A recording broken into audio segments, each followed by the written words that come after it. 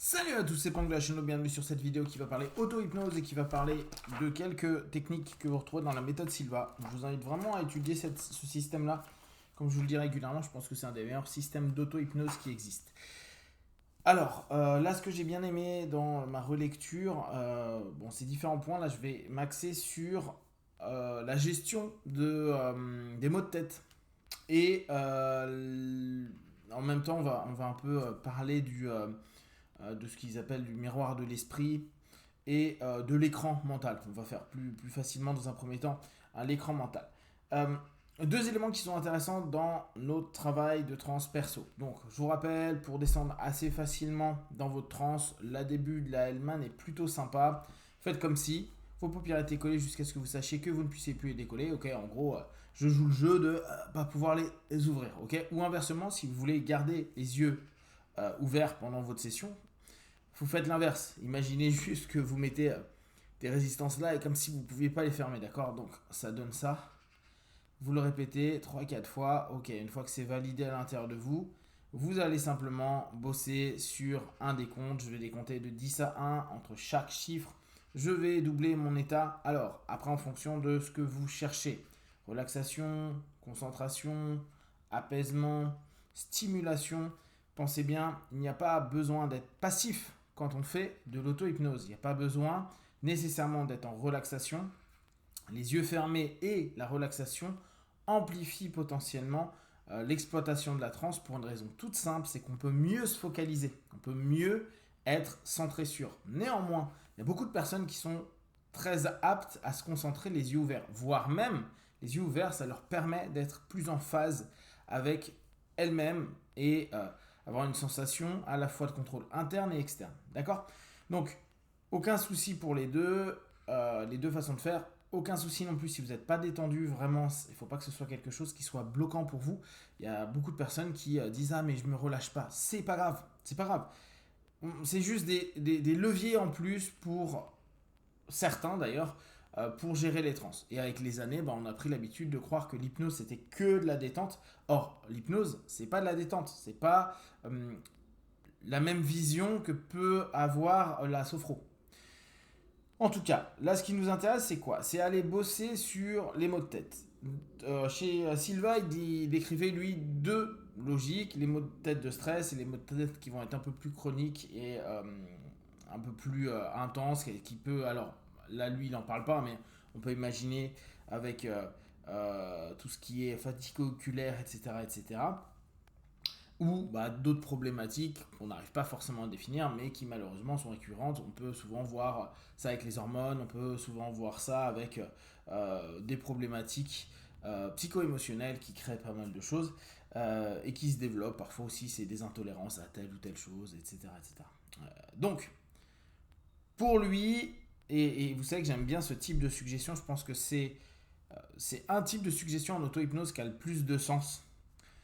On a en méthode Silva cette idée de dire je prends en compte ce qui existe, je mets en place quelque chose pour obtenir autre chose. D'accord? Donc l'idée ça va être d'aller dans votre transe et quand vous vous sentez à un niveau, à, ouais, un niveau, là je réutilise des sémantiques qui sont très Silva, mais en tout cas quand vous sentez que vous êtes bien dans votre transe, et pensez bien, hein, bien dans votre transe, pour moi en tant euh, que tendance hellmanienne, j'ai cette notion à dire voilà, il faudrait un équilibre de transe, encore que dans l'hellmanien on ne parle pas d'équilibre de transe, mais entre le conscient et le subconscient, et un dialogue entre les deux. Donc quand vous sentez que vous êtes apte à écouter votre corps, qu'en même temps quand vous lancez une info à votre esprit, il y a une image, une sensation, une perception, une pensée qui vous vient en réponse, c'est cool. Vous êtes dans votre transe et vous pouvez donc dialoguer. Pensez toujours, l'auto-hypnose est un dialogue, comme l'hétéro-hypnose d'ailleurs, sauf que vu qu'il y a un opérateur, ça peut parfois un peu biaiser, on a l'impression que c'est l'opérateur qui nous fait faire quelque chose.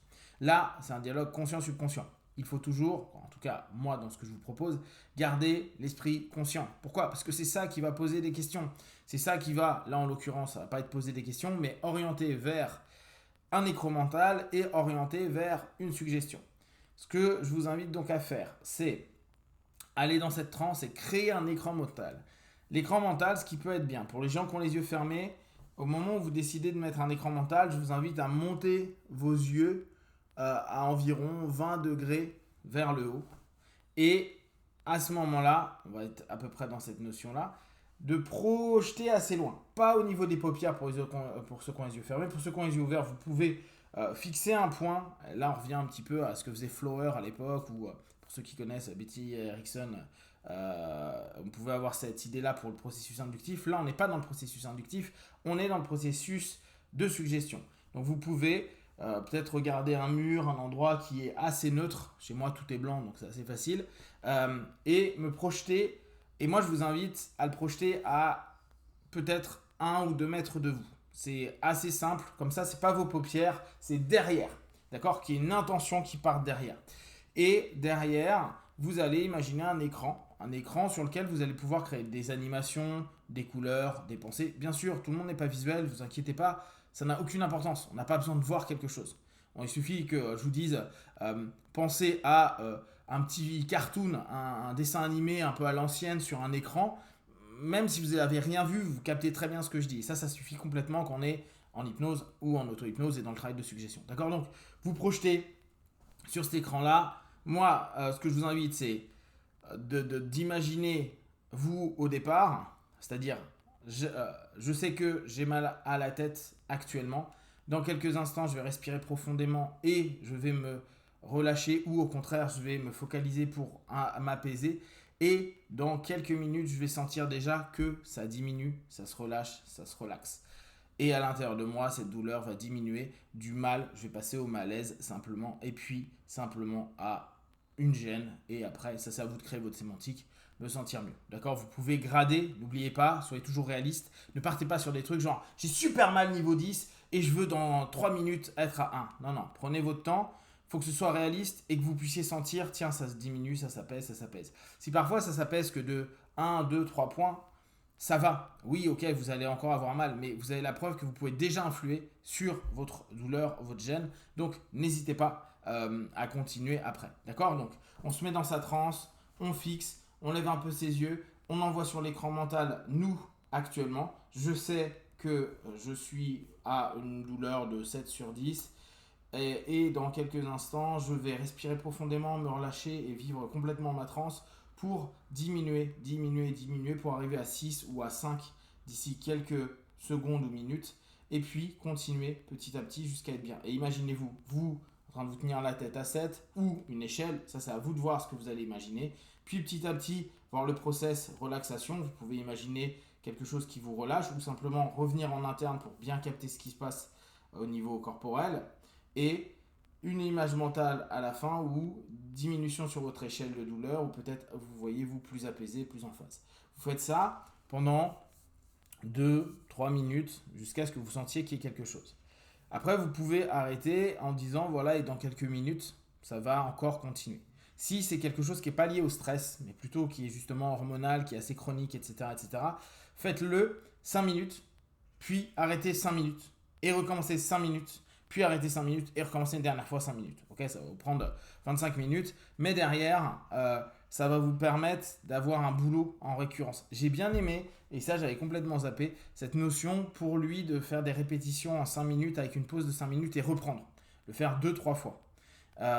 Comme ça permet nous de nous dire ok, là ça va un peu mieux, tiens, sur cette notion-là j'ai moins de tension, et donc, et ça c'est plus moi ma vision de l'auto-hypnose, vous allez pouvoir transformer vos suggestions et opérer les changements qui sont les plus justes et les plus précis. Parce que pensez bien, quand vous êtes juste avec ce que vous attendez ou ce qu'il y a, vous n'êtes pas en train de vous raconter des conneries qui vont en fait complètement rentrer en opposition avec ce qui est en train réellement de se passer. Oh, je vais me sentir bien dans 2 minutes, c'est de la merde.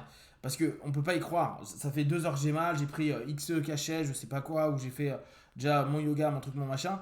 C'est déjà encore mal. C'est se dire non, je vais faire quelque chose de possible, je vais descendre d'un point.